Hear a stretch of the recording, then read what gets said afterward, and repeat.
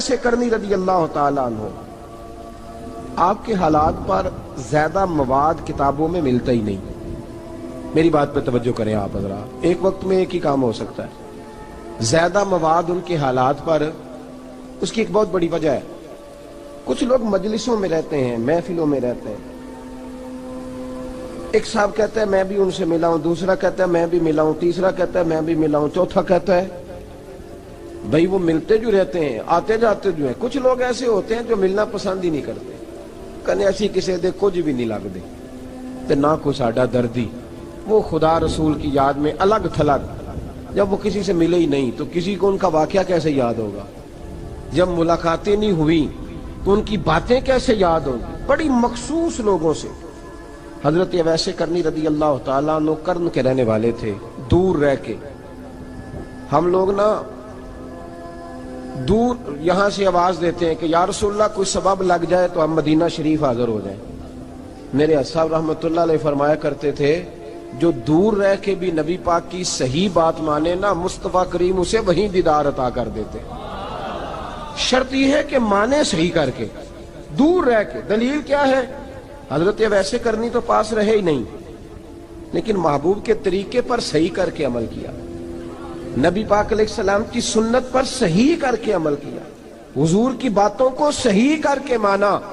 قریب نہیں تھے، قرن میں تھے، دور تھے، لیکن میرے محبوب نے بٹن کھول کے یمن کی طرف چہرہ مبارک کر کے ٹھنڈی سانس لے کے فرمایا ادھر سے نا مجھے رب رحمان کی خوشبو آتی ہے، ادھر سے مجھے رب رحمان کی خوشبو آتی ہے، بھائی تو بات مان، تو جہاں بھی ہے۔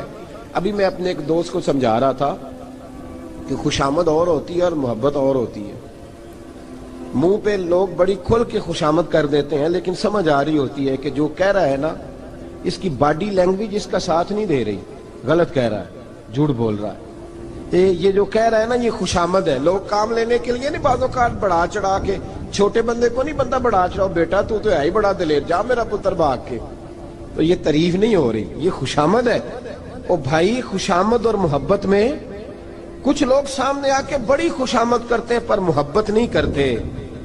بڑی خوشامد قرآن پڑھ کے دیکھیں، قرآن پڑھ کے دیکھیں وَمِنَ النَّاسِ مَن يَقُولُ آمَنَّا بِاللَّهِ وَبِالْيَوْمِ الْآخِرِ وَمَا هُمْ بِمُؤْمِنِينَ۔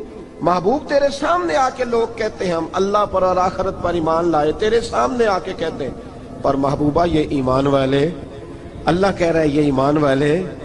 ایک نے سامنے آ کے اچھے تلفظ سے کلمہ پڑھا ہے اور اللہ فرماتا ہے محبوب یہ ایمان والا، اور ایک دور یمن میں بیٹھے ہیں، ظاہراً ملنے بھی نہیں آئے، لیکن محبوب نے ٹھنڈی آہ لے کے فرمایا یار مجھے رب رحمان کی خوشبو آتی ہے، تو گھر۔ اس کی دلیل مسند امام احمد بن حنبل کی ایک مضبوط حدیث پڑھ دوں تاکہ بات یاد رہے۔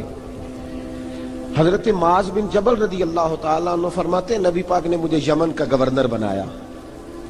جب میں جا رہا تھا نا اللہ کے حبیب نے مجھے کئی نصیحتیں فرمائیں، ان میں سے ایک بات حضور نے یہ فرمائی کہ یاد رکھنا جب بندہ اللہ سے ڈرتا ہے تو اللہ اس کی مدد فرماتا ہے۔ یہ حضور نے نصیحت فرمائی۔ فرماتے ہیں جب میں رخصت ہونے لگا نا، ادھر دیکھیں میری طرف، سارا پروٹوکول نا پیروں کا ہی رہ گیا ہے، مریدوں بیچاروں کا بالکل ہی ختم ہو گیا۔ حالانکہ جو صاحب نسبت، جو درویش، وہ میں کبھی کبھی سوچنے لگ جاتا ہوں۔ میں لاہور میں تھا پرسوں، تو مجھے ایک صاحب نے رکا دے دیا، کہنے لگے جی اس مرید کو سمجھائیں، اس نے لکھا ہوا ہے اپنے رکشے کے اوپر کہ یہ میرے پیر کی دعا ہے۔ اب پیر کی دعا سے رکشہ تو نہیں نہ ملتا، اور میں نے کہا چل یار اس کی محبت ہے، جو اس کا دل کرے لکھے، تو مہربانی کر لکھنے دے، کیا کیا جا سکتا ہے۔ سارا پروٹوکول، بھائی کوئی ضروری نہیں ہے کہ پیر کے آنے پہ بھی روڈ بلاک ہو تو پھر وزیر کے آنے پہ بھی بلاک ہو، تو فرق کیا رہ جائے گا۔ درویشوں کو ضرورت ہے۔ میں ابھی آپ کو اپنے زمانے کے درویش کی بات بتا رہا ہوں کہ عیدگاہ شریف کا نام بڑا ہے اور قد کاٹ بھی بڑا ہے، لیکن میں چھوٹا آدمی، کوئی میرا تعارف نہیں، کپڑے بھی بڑے پرانے سے، تو میں صبح پہنچا تو سامنے پاک کہاں سے آئے ہو؟ گجرانوالہ سے آئے، تو وہ خود کھانا لے کے آ گئے۔ وہ پتہ نہیں کوئی ضروری تو نہیں ہے کہ کسی کے ساتھ فوٹو ہی آ جائے تو اسی سے پیار ہوتا ہے، کوئی ضروری تو نہیں صاحب، لیکن آپ یقین کریں کہ وہ کھانے میں بھی بڑی لذت تھی، لنگر شریف کا بھی بڑا ذائقہ تھا، لیکن کبھی کبھی رات کو جب یاد کرتا ہوں تو وہ جو اپنے بوڑھے ہاتھوں سے وہ چنگیر اٹھا کے لا رہے تھے نا، اس کی روشنی میرے دل کو ٹھنڈا کر جاتی ہے۔ او بھائی یہ کیفیات ہوتی، کیا ضرورت تھی؟ بڑے خادم تھے ان کے، کسی کو بھی اشارہ کرتے تو آ جاتا، کوئی مسئلہ تو نہیں ہوتا۔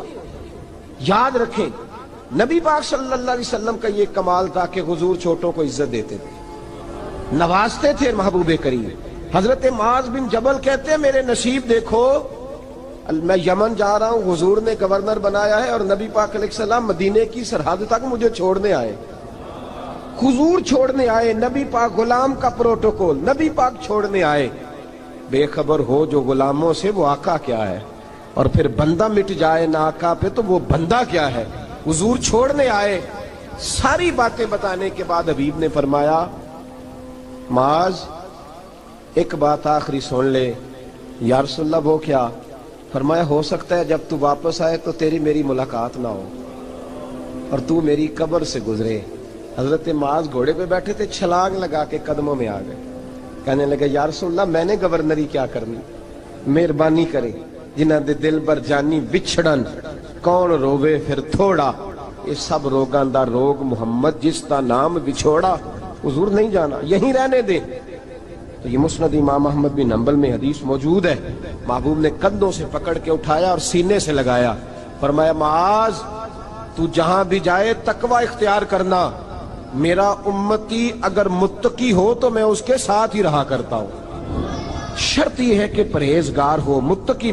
حضرت اویس کرنی سے حضور کو خوشبو آتی، یہاں امتی بات نہیں مانتا، عمل نہیں کرتا، بلکہ تاریخیں دیتا ہے، کہتا ہے نماز روزے آئیں گے تو پھر شروع کروں گا، اور داڑھی جب سارا سر سفید ہو جائے گا پھر رکھوں گا، اور سچ تب بولوں گا جب ساری دنیا بولنے لگ جائے گی، پہلے نہیں بولوں گا۔ او بھائی آج آغاز کر ابھی سے۔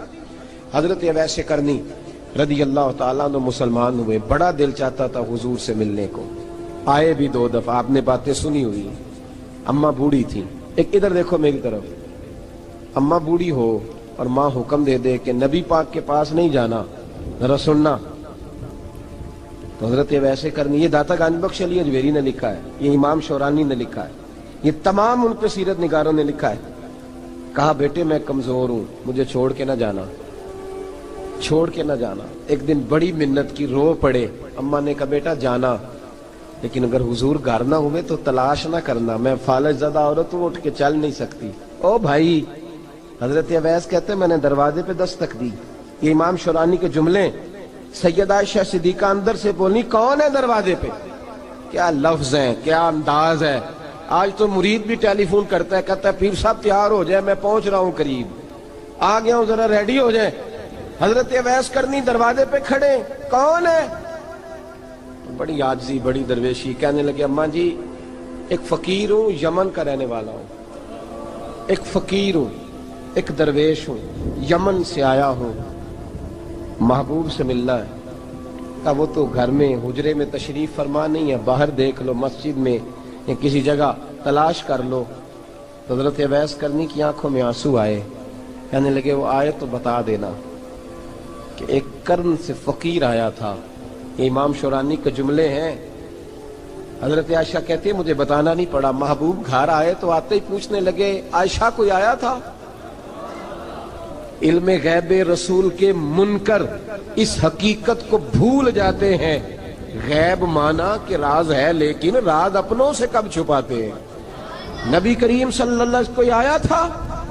حضرت عائشہ نے سوال کیا یا رسول اللہ آپ کو کیسے لگا؟ حضور فرمانے لگے کسی کی خوشبو آ رہی ہے، کسی کی، یہ امام شورانی کے لفظ ہے، کسی کی، اگرچہ غالب خوشبو خود محبوب کی ہے، کسی کی خوشبو آ رہی ہے۔ کہ حضور قرن کا رہنے والا کو فقیر آیا تھا، سلام چھوڑ کے چلا گیا۔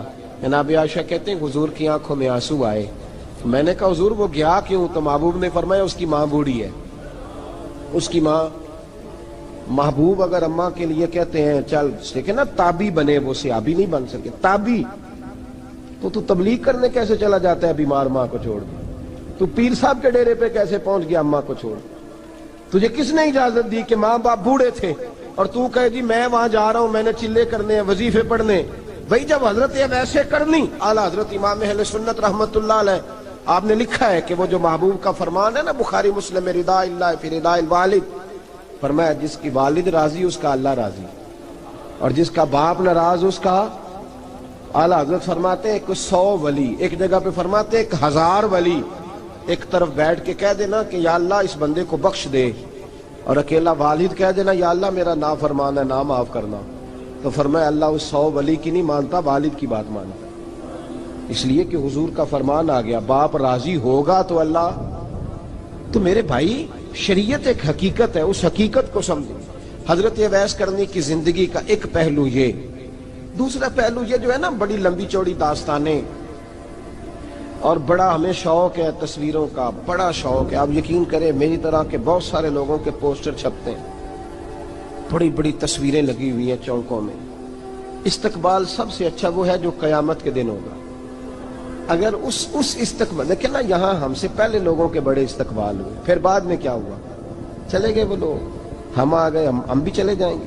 मिट्टी दें ते मिट्टी रहना ही, एवं कादी बल्ले बल्ले, अज मिट्टी दे उत्ते बंदिया ते कल मिट्टी दे थल्ले।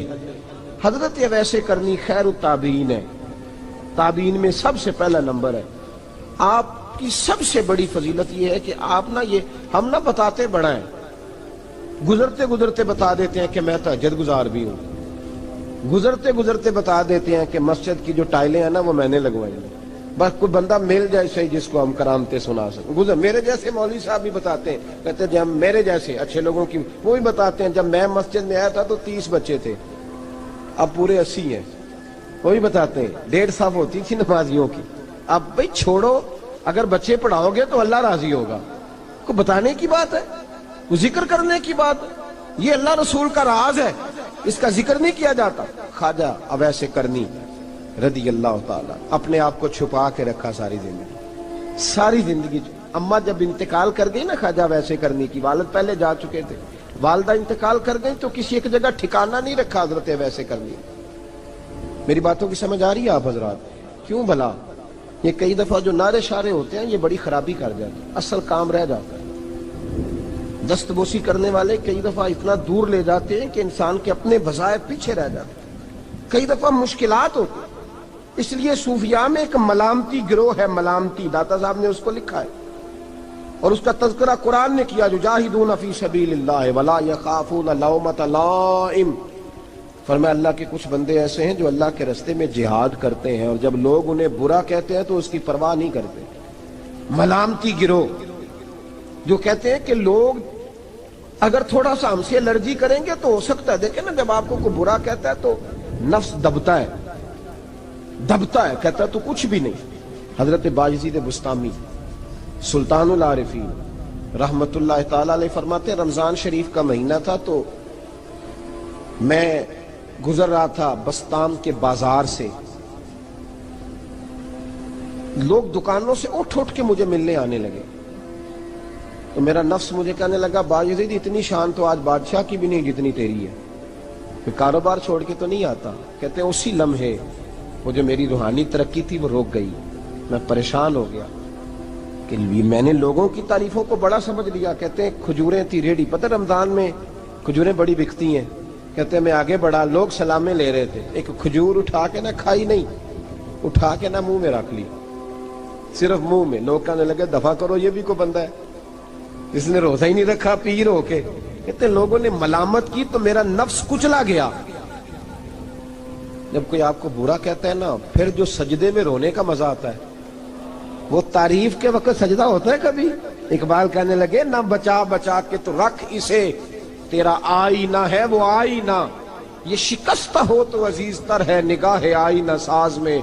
फरमाते मैं खुल के रोया अल्लाह की बारगाह में, बंदे सारे। बाबा बुल्ले शाह साहब फरमाते हैं एक दिन मेरा भी दिल किया था कि मैं इत्काफ करूं पर कसूर से निकल जाऊं।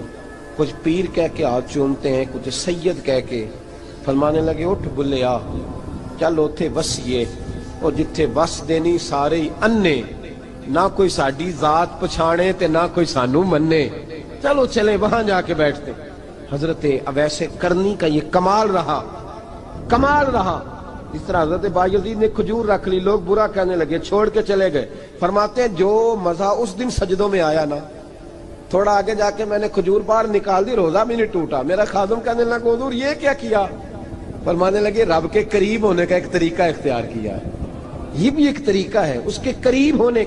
साहिबो हजरत बायजीद छुपे रहे। दाता साहब ने लिखा है, एक और ताबी थे हजरत हरम बिन हयान उनका नाम था। वो कहते मेरे दिल में तड़प लग गई कि हजरत अवैस करनी से मिलूं। मैं यमन आया मिलने।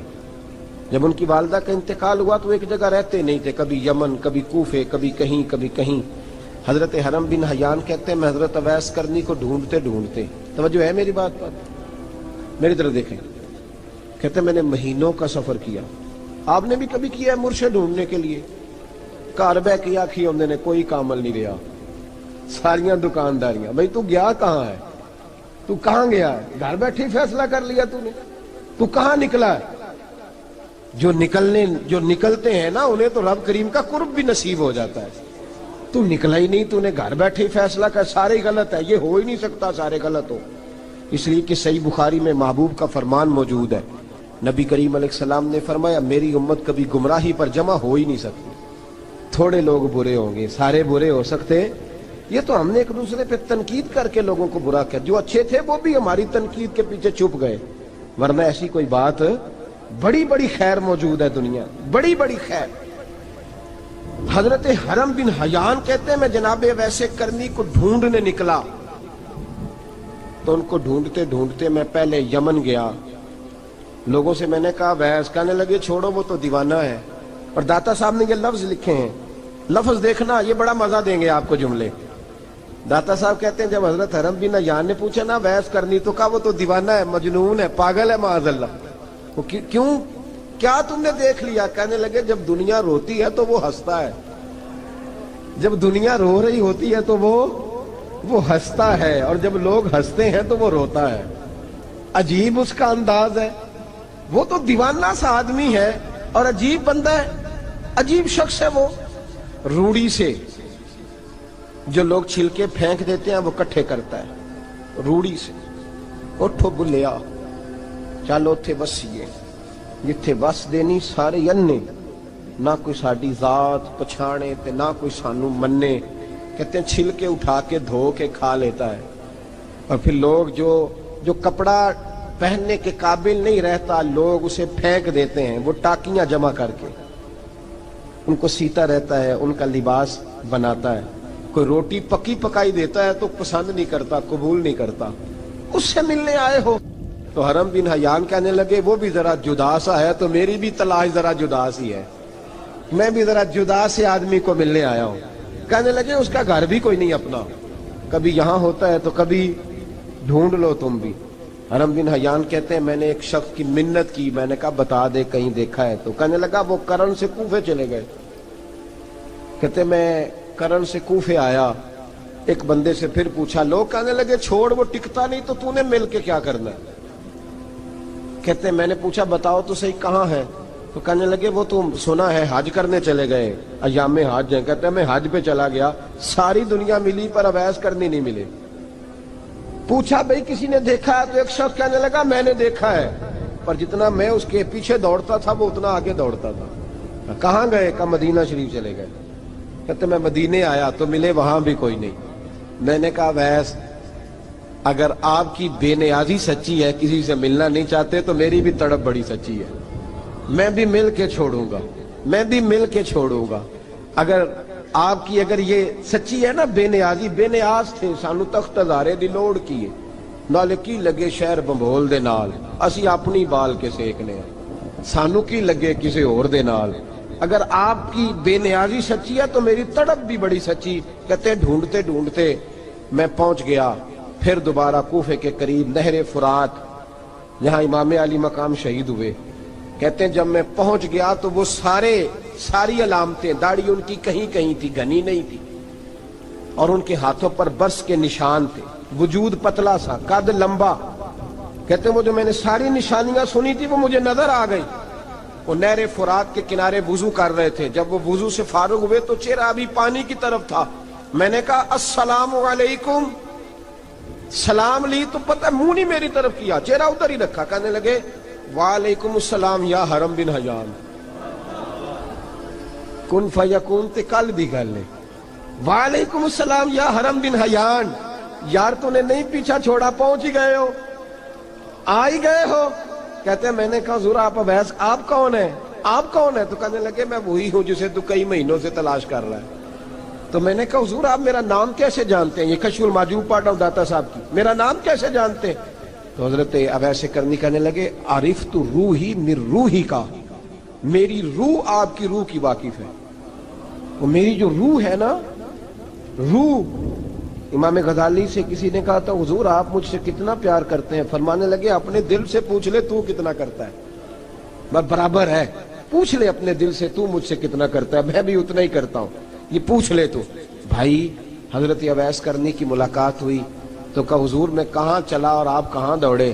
آپ فرمانے لگے یار میں چھپا ہوا ہوں تو مجھے چھپا رہنے دے، میں چھپا ہوا، میں سراپا مخزن راز تھا اور رہا تھا مدت و راز، یہ تو تیرا شوق دید کشاں کشاں مجھے کھینچ لایا مجاز میں۔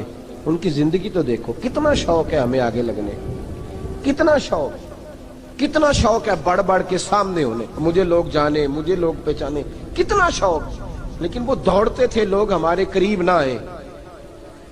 حضرت حرم بن حیان کہتے ہیں میں چند گھڑیاں رکا تو مجھے کہنے لگے جا یار تم کوئی کام کر اور مجھے بھی اپنا کام کرنے دے۔ تو میں نے کہا حضور آپ کیا کریں گے؟ فرمانے لگے گناہ بڑے لمبے ہیں، ذرا معافیاں مانگوں گا اپنے رب سے، میں اس کی بارگاہ میں استغفار کروں گا، مجھے ذرا ریت پہ سجدے کرنے دے، تو جا، مجھے شوق نہیں، تو چلا جا۔ حضرت حرم بن حیان کہتے ہیں میں نے کہا حضور میرے لیے دعا کر دیں۔ تو جناب اویس کرنی نے ہاتھ اٹھائے، کہنے لگے یا اللہ میری اور اس کی ملاقات جنت میں کرا دینا، میری اور اس کی ملاقات جنت میں کرا دینا، یعنی یہ بھی کہہ دیا کہ اب دنیا میں دوبارہ ملاقات نہیں ہوگی۔ کہتے ہیں میں یہ بولنے ہی لگا تھا، کہنے ہی لگا تھا کہ حضور یہاں نہیں ہوگی، تو کہنے لگے چپ کر، جب جنت کی بات جو کر دی ہے ہو گئی بات، اب اتنی دور تک تجھے کہہ دیا تو اب تو یہاں پھر دعا کی بات۔ حضرت اویس کرنی خیر التاب۔ ایک اور بات، پیار صرف سامنے رہ کے نہیں ہوتا، بن دیکھا پیار بھی بڑا شاندار ہوتا، بڑا شاندار، بڑا ہی شاندار ہوتا ہے۔ میرے محبوب نے اس کو بیان کیا، حبیب پاک سید عالم میرے حبیب رحمت علیہ السلام فرمانے لگے اپنے صحابہ سے تم نے مجھے دیکھ کے کلمہ پڑھا تمہیں ایک مبارک، اور جو بن دیکھے میرے نام پر جانے دیتے ہیں انہیں 7 بار مبارکباد۔ حضرت اویس کا یار دیکھیں نا، ایک معنی میں حضور نے یہ بھی بیان کیا، ابو داؤد میں موجود ہے۔ محبوب فرمانے لگے صحابہ سے بتاؤ کامل ایمان کس کا ہے؟ کہ یا رسول اللہ نبیوں کا۔ فرمایا ان پر تو وہی آتی ہے، یہ ایک معنی میں ہے، ورنہ کامل ایمان انہی کا ہے۔ فرمایا بتاؤ کامل ایمان کس کا؟ کہ یا رسول اللہ صحابہ کا، ہمارا۔ نبی پاک نے فرمایا تم نے تو درختوں کو سجدے کرتے دیکھا ہے، ڈوبے ہوئے سورج کو واپس آتے دیکھا ہے، چاند ٹوٹتے دیکھا ہے۔ کہ حضور پھر فرشتوں کا؟ فرمایا وہ تو اللہ کے عرش کے پاس رہتے ہیں۔ کہ یا رسول اللہ ہماری پھر بس ہو گئی، آپ بتا دیں کامل ایمان کس کا ہے؟ تو محبوب نے فرمایا کامل ایمان ان کا ہے جنہوں نے مجھے دیکھا نہیں ہوگا، جنہوں نے مجھے دیکھا نہیں ہوگا، اور لفظ حدیث کے دیکھا نہیں ہوگا، پر ان کی خواہش ہوگی اگر ایک دفعہ جلوہ نظر آئے تو وہ ہر چیز قربان کرنے کو تیار ہے، ان کی یہ خواہش ہو۔ حضرت اویس کرنی نے ہمیں بتایا کہ جو بن دیکھا پیار ہے نا، بن دیکھا، جس نے دیکھا نہیں پر اس کی یاد میں تڑپتا ہے، دیکھا نہیں پر اس کی مالا جپتا ہے۔ حضرت ابو ذر غفاری نے پوچھا تھا، ترغیب و ترہیب میں حدیث ہے، یا رسول اللہ صلی اللہ علیہ وسلم کچھ لوگوں سے ہم محبت کرتے ہیں پر ہم ان سے ملے نہیں، ہمارے عمل بھی ان جیسے نہیں، حضور اس محبت کے عوض کچھ ملے گا؟ تو محبوب نے فرمایا اللہ محبت کرنے والوں کو جنت میں جمع فرما دے گا، اللہ جمع کر دے گا، لیکن کبھی کبھی نہ انہیں اعزاز دینا پڑتا ہے۔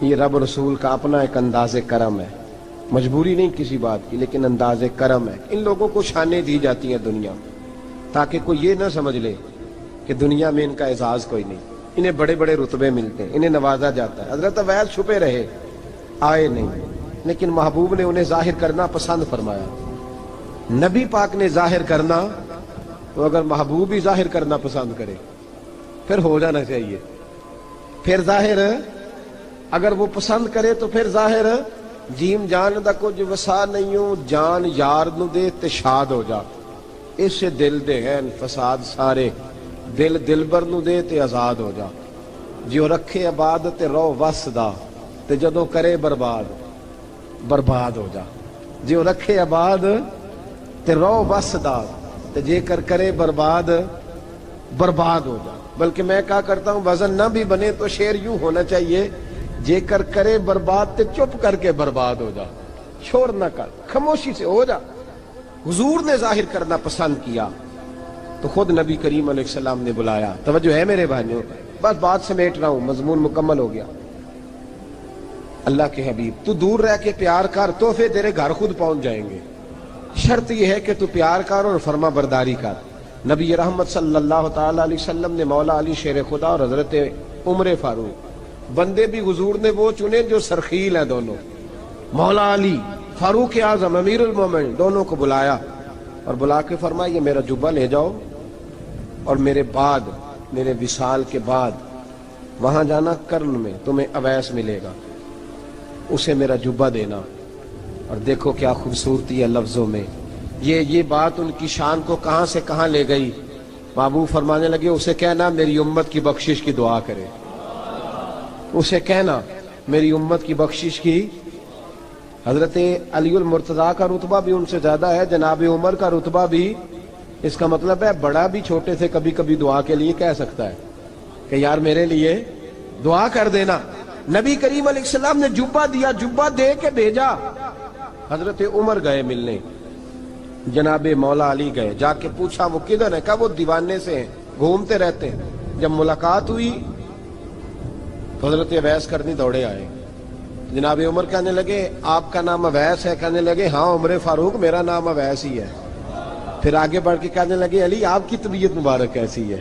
پھر وہ جبہ وصول کیا, کہا محبوب نے کہا تھا امت کے لیے دعا کرنا. تو حضرت اویس نے فوراً سر سجدے میں رکھ دیا. اور داتا صاحب حدیث لائے ہیں, محبوب فرمانے لگے اللہ تعالی بنو کلب کے قبیلے کی بکریوں کے بالوں کی تعداد کے مطابق اویس کرنی کی دعا کی برکت سے میری امت کو جنت میں داخل کرے گا. اتنا بڑا اعزاز, اتنا بڑا اعزاز. حضرت اویس کرنی رضی اللہ تعالیٰ انہوں نے دعا کی, پھر واپس لوٹے. یہ تو داتا صاحب کی بات ہے. اب اگلے جملے حضرت محدث بہاولپوری نے ایک ذکر اویس نام کی کتاب لکھی ہے, حضرت علامہ فیض احمد صاحب اویسی رحمۃ اللہ علیہ. انہوں نے لکھا ہے کہ حضرت عمر فاروق اور مولا علی جب مل رہے تھے نا تو ایک تیسرے شخص نے کہا کہ اویس ان کی زیارت کر لو جنہوں نے حضور کی زیارت کی, ان کی زیارت کر لو. چلو آپ حضور کی زیارت نہیں کر سکے تو زیارت کر لو. تو حضرت اویس کرنی اٹھ کے قریب گئے تو جناب علی المرتضیٰ اور جناب عمر سے کہنے لگے حضور کی داڑھی مبارک میں کتنے بال سفید تھے؟ زیارت تو نہیں کی, داڑھی میں کتنے بال؟ انہوں نے یہ نہیں کہا ہمیں پتہ نہیں, کیونکہ سوال دوسرے کا تھا. ان دونوں کا سوال یہ نہیں کہا ہمیں پتہ نہیں. باقی کتابوں میں الفاظ اور ملتے ہیں, میں وہ والی بات بیان کر رہا ہوں جس میں ادب زیادہ پایا جاتا ہے. کہا کتنے بال سفید تھے؟ تو یہ نہیں فرمایا مولا علی اور جناب عمر نے کہ ہمیں پتہ نہیں. کہنے لگے ویس آج آپ ہی بتائیں گے کتنے سفید, آج آپ ہی بتائیں کتنے ہیں. تو حضرت سیدنا اویس کرنی کہنے لگے محبوب کی داڑھی مبارک میں 17 بال سفید تھے, 17 بال سفید تھے. یہ ان کی زیارت کا حال. حضرت اویس کرنی نے ہمیں بتایا کہ دور رہ کے اطاعت صحیح کرنا, تمہارا ذکر دربار رسول پہ بھی ہوگا اور دربار خداوندی پہ بھی ہوگا. دوسرا یہ جو بہت زیادہ شوق ہے آگے آگے بڑھنے کا ہر آدمی کو, میں اکثر یہ روتا ہوں, میں کہتا ہوں پہلے کو کسی بزرگ سے ملتا تھا تو دعا کراتا تھا, اب ملتے ہیں تو کہتے ہیں حضرت ذرا میرے ساتھ فوٹو تو کھنچوا لیں. پہلے لوگ دعا کراتے, ہاں دعا کی التجا کرتے, کہتے تھے مہربانی کر, اتنا ہی کہہ دیں کہ اللہ تیری دنیا اور آخرت بہتر کر دے. اب یہ رنگ فوٹو کھینچتے. تو بھائی یہ بہت زیادہ ہمارا جو رویہ اس طرح کا ہے. یہ حضرت اویس کرنی کی سیرت بتاتی ہے کہ یہ الجھاؤ ہے, الجھو نہ, سلجھ کے وقت گزارو. اور تیسری بات ان کی حیات مبارکہ سے ہمیں یہ ملتی ہے, اللہ کے ساتھ جو لوگ جڑ جاتے ہیں انہیں ویسے ہی دنیا کی ضرورت نہیں رہتی, ان کی توجہ ہی اور جانب ہو جاتی ہے. دعا کرتا ہوں مالک کریم کے حضور جو کچھ میں نے عرض کیا اللہ اپنی بارگاہ میں مقبول فرمائے. اہل بیت کا اسوہ نور ان کی محبت ضروریات میں سے ہے. رسول کریم علیہ السلام نے فرمایا, جامع ترمذی میں موجود ہے, فرمایا میں جا رہا ہوں پر تمہیں 2 بڑی بھاری بڑی وزنی چیزیں دے کے جا رہا ہوں. صحیح 6 کی روایت. دو وزنی چیزیں تمہارے بیچ چھوڑ کے جا رہا ہوں، اگر ان کو تھام کے رہو گے تو کبھی گمراہی تمہارے پاس نہیں آئے گی۔ یا رسول اللہ وہ کون کون سی؟ فرمایا ایک اللہ کی کتاب دے کے جا رہا ہوں اور دوسرا اپنا خاندان دے کے جا رہا ہوں۔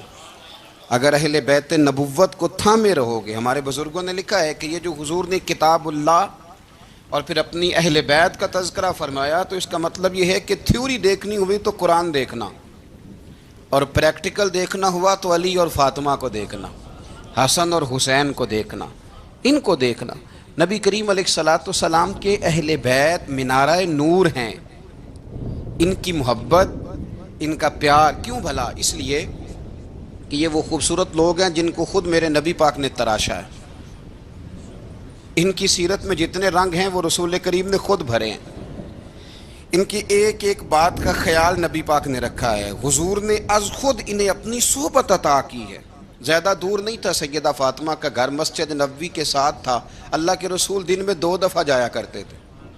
پھر بھی کبھی کبھی فرماتے فاطمہ میرا دل کرتا ہے آج میں رات تیرے گھر میں قیام کروں، تو سیدہ فاطمہ الزہرا فرماتی ہیں کہ آمنہ کے لال اس طرح بھی میرے گھر میں قیام کرتے تھے کہ حضور چارپائی پہ لیٹتے تھے تو ایک کندھے پہ امام حسن کا سر ہوتا تھا اور دوسرے پہ امام حسین کا سر اقدس ہوتا تھا، اور فرماتی ہیں رات کو کبھی حسنین کریمین دودھ مانگتے تو میں اٹھتی دودھ دینے کے لیے، تو حضور فرماتے لیٹ جاؤ آج میرے ساتھ سوئے ہیں تو دودھ بھی میں ہی پلاؤں گا، تو محبوب اٹھتے ان کے لیے دودھ لاتے برتن سے نکال کے۔ حضور نے انہیں وقت دیا اور پھر ان کی چھوٹی چھوٹی چیزوں کا خیال رکھا۔ صحیح بخاری میں موجود ہے، تربیت پر توجہ دی۔ امام حسین تشریف لائے، ابھی عمر مبارک 7 سال کے قریب تھی، مسجد نبوی میں صدقے کی کھجوروں کا ڈھیر لگا ہوا تھا۔ چھوٹا بچہ جو ہوتا ہے نابالغ، اس پر شریعت کے احکامات نہیں آتے۔ صدقے کی کھجوروں کا ڈھیر تھا مسجد نبوی میں۔ یہ تربیت ہے، یہ ٹریننگ ہے جو اللہ کے محبوب نے خود انہیں عطا فرمائی۔ صدقے کی کھجوروں کا ڈھیر تھا، امام حسین حضور کے ساتھ آئے تو امام علی مقام نے ایک کھجور اٹھا کے منہ میں رکھ لی۔ شارحین نے لکھا ہے لگتا یہ ہے کہ کئی دنوں کی بھوک تھی، کیونکہ یہ فاقہ اہل بیت کا بڑا محبوب ہے۔ مجبور نہیں تھے، وہ تو خزانوں کے مالک تھے، پر غریبوں سے محبت کی وجہ سے فاقے کیا کرتے تھے، یہ ان کی پسند ہے فاقہ کرنا۔ تو ایک کھجور امام علی مقام نے رکھ لی تو اللہ کے رسول نے گلے میں انگلی ڈال کے نکال دی، فرمایا حسین یہ صدقہ ہے، یہ میری اہل بیت کے لیے درست نہیں ہے۔ حضور نے خود تربیت کی، اور پھر سیدہ فاطمہ الزہرا نے اپنے بچوں کو تراشا، ان پر محنت کی۔ میں اکثر گزارش کرتا ہوں دوستوں سے، میں کہتا ہوں کربلا کا واقعہ کوئی حادثاتی نہیں ہے، اس کے پیچھے پوری ایک لاجک ہے، اس کے پیچھے پورا ایک فلسفہ ہے۔ ایسے ہی کوئی آدمی 3 دن بھوکا پیاسا رہ سکتا ہے؟ کسی آدمی کو صبح اس نے کھانا کھایا اور شام تک کھانا نہ ملے تو ٹانگیں کانپتی ہیں۔ رمضان المبارک میں عبادت کی نیت سے روزہ رکھنے والے بھی شام کو بڑے پریشان ہو جاتے، اور مسلسل 3 دن کھانا نہ کھایا جائے اور پانی نہ پیا جائے، اور حال یہ ہے کہ وہی آدمی تلوار لے کے میدان میں نکلے اور اس کی حالت یہ ہو کہ لوگ اس کے آگے دوڑنا شروع کر دیں، ہزاروں کی فوجیں تاب نہ لا سکیں۔ علی کا گھر بھی وہ گھر ہے کہ جس گھر کا ہر ایک بچہ جسے دیکھو وہی شیر خدا معلوم ہوتا ہے۔ یہ کوئی آسان ہے؟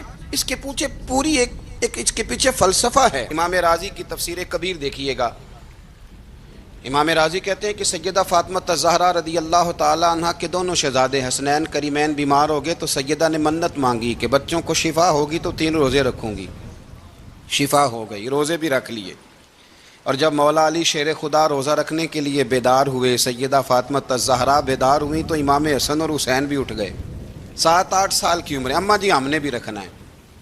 صبح کھجور اور دودھ سے روزہ رکھ لیا گیا۔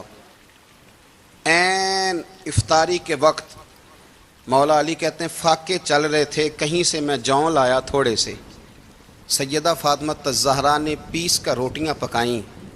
وہ وقت جو بڑا مشکل ہوتا ہے افطار کا، کہتے ہیں اس وقت جب کھانے کے لیے بالکل ہاتھ آگے بڑھنے لگے اور امید تھی کہ ابھی سیدنا بلال اللہ اکبر کہیں گے تو روزہ کھلے گا، لیکن ابھی چند ہی منٹ رہتے تھے کہ دروازے پر ایک فقیر نے صدا دی، کہنے لگا سارے مدینے کے دروازے کھٹکھٹا آیا ہوں، قحط ہے، فاقہ ہے، اے رسول اللہ کے خاندان والوں، میں یتیم ہوں، کسی نے بتایا ہے کہ اور کوئی دروازہ کھلے نہ کھلے سیدہ کا دروازہ تیرے لیے ضرور کھلے گا، کیا یتیم کو روٹی ملے گی؟ تو حضرت مولا علی نے بچوں کی طرف دیکھا ہی تھا کہ امام حسن ساری روٹیاں جا کے دروازے پہ دے آئے، کھجور اور پانی سے افطار ہو گیا، صبح پھر کھجور اور دودھ سے روزہ رکھا۔ امام راضی کہتے ہیں عین وہ وقت جب افطار کا ٹائم آیا تو پھر دروازے پہ کسی نے صدا دی، کہا رسول اللہ کے خاندان والوں میں مسکین ہوں، رات سے روٹی کھائی ہے، نہ صبح کھا سکا نہ دوپہر، کسی نے بتایا ہے کہ اس دروازے سے خالی کوئی نہیں جاتا۔ امام حسن نے پھر سارا لنگر اٹھایا اور پھر جا کے دے دیا۔ تیسرا دن پھر ہوا، مجھے لگتا ہے کہ جب افطار کا ٹائم آیا ہوگا نا تو یہ خود ہی سارے دروازے پہ دیکھتے ہوں گے، یہ کوئی آیا نہیں لینے والا ابھی تک، لگتا ہے کہ نظریں دروازے پہ تھیں۔ عین افطار کے وقت 3 روٹیاں جب جاؤں کی پک کے آئی تو ایک بھکاری نے صدا دی، کہنے لگا میں قیدی ہوں، آج ہی قید سے رہائی ملی ہے، پہلے دن کسی کے دروازے پہ صدا دی ہے روٹی ملے گی۔ امام حسن وہ کھانا دے کے واپس لوٹے، کھجور اور پانی سے افطار ہوا، اور جیسے ہی مسجد نبوی میں تینوں باپ بیٹا نماز پڑھنے گئے تو مولا علی کہتے مجھے بتانا نہیں پڑا، رسول کریم نے میری طرف دیکھ کے فرمایا علی تیرا، فاطمہ کا، حسن اور حسین کا 3 دن والا عمل خدا کو بھی بڑا پسند آیا ہے اور محمد مصطفیٰ کو بھی بڑا پسند آیا ہے، بڑا پسندیدہ عمل۔ میں کہتا ہوں کہ حضرت فاطمہ نے نا ان کی تربیت پہلے ہی کر دی تھی، 3 دن بغیر افطار کے روزہ رکھنے کی، وہ ٹریننگ گھر سے ہو چکی تھی۔ اب میدان کربلا میں 3 دن بھوکا پیاسا رہنا ان کے لیے مشکل نہیں تھا، وہ تو ان بچوں کے لیے مشکل ہوتا ہے جو کھانا دیر سے پکنے سے برتن توڑنے شروع کر دیتے، وہ بچے بلیک میل ہوتے ہیں جن کو ایک وقت ان کے پسند کا کھانا نہ ملے تو وہ گھر میں جو ہے وہ ادھم شروع کر دیتے ہیں، جن کی ماں نے عادت ڈالی ہو کہ بیٹا 3 دن بھوکے پیاسا رہنا ہوا تو رہ لینا لیکن کسی بھی باطل کے ساتھ کمپرومائز نہ کرنا، ان کے لیے اتنا مشکل نہیں تھا۔ ان کی تربیت ہوئی، ان کی ٹریننگ ہوئی، پھر اللہ نے ان کی سیرت میں رنگ بھرے، ان کے کردار میں حسن آیا، وقار آیا۔ حضرت امیر معاویہ رضی اللہ تعالیٰ عنہ نے ایک شخص کو بھیجا مدینہ منورہ شام سے، تو اس نے کہا میں نے امام حسین سے ملنا ہے، تعارف کیا ہے؟ جناب امیر معاویہ فرمانے لگے مسجد نبوی میں جانا جس کے گرد لوگ سب سے زیادہ ادب سے بیٹھے ہوں اور جس کی باتیں سب سے زیادہ میٹھی ہوں اور جس کی نظریں سب سے زیادہ جھکی ہوں اور جس کے چہرے پر تمہیں سب سے زیادہ وقار نظر آئے وہی علی کے بیٹے حسین ہوں گے۔ جو سب سے زیادہ تمہیں وہاں ماحول کے اندر جو شخص نظر آئے پوچھنے کی ضرورت نہیں پڑے گی۔ وہ شخص کہتا میں مدینے آیا تو میں نے واقعی ایک شخص کو دیکھا، شہد کے گرد مکھیوں کا اتنا ہجوم نہیں ہوتا جتنا امام حسین کے گرد رسول اللہ کے غلاموں کا ہجوم تھا، لیکن نظریں جھکی ہوئی، باتیں میٹھی، لہجہ گداز لفظوں میں رانائی، اور لوگ کئی باتیں پوچھتے تو علی کے صاحبزادے ایک آدھ جملہ بولتے تو لگتا یہ کہ وہ جملہ سیدھا دل میں اترتا چلا جاتا ہے۔ امام علی مقام کے کردار میں نا کچھ باتیں بڑی زیادہ تھیں، بہت زیادہ تھیں، بڑا حسن تھا۔ ایک بات تو یہ تھی امام حسین رضی اللہ تعالیٰ عنہ کا علم و فضل بڑا کمال کا تھا۔ ایک دفعہ صحابہ میں مسئلہ بن گیا کہ بچہ پیدا ہوتا ہے تو اس کا وظیفہ کیسے لگانا ہے۔ امام حسین کا علم و فضل بتا رہا ہوں، علم و فضل، تو بات بڑی پیچیدہ ہو گئی۔ حضرت عبداللہ ابن زبیر کے پاس لوگ آئے، کہنے لگے کہ آپ بڑے صاحب علم و فضل ہیں، آپ نے حضور علیہ الصلوۃ والسلام کے ساتھ وقت گزارا ہے، تو مسئلے کو حل کریں کہ بچہ پیدا ہونے کے بعد حکومت اگر وظیفہ لگائے گی تو کب لگائے گی۔ جب بحث طول پکڑ گئی، مسئلہ حل نہیں ہوتا تھا، تو حضرت عبداللہ ابن زبیر کہنے لگے ہم سے نہیں حل ہوگا، ایک بندہ ہے